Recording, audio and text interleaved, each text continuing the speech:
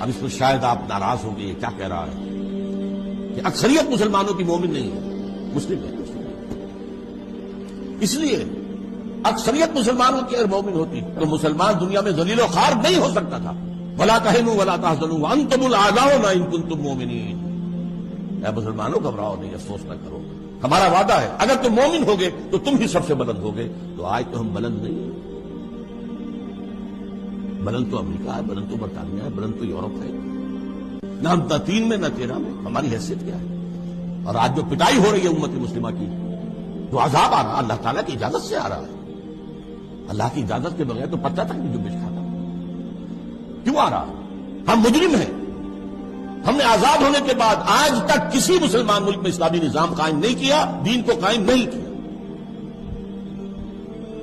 جو آزاد ہوا اس نے یا قبلہ بنا لیا واشنگٹن کو یا بنا لیا ماسکو کو، اسلام کے لیے۔ تو ہم اللہ کے مجرم ہیں۔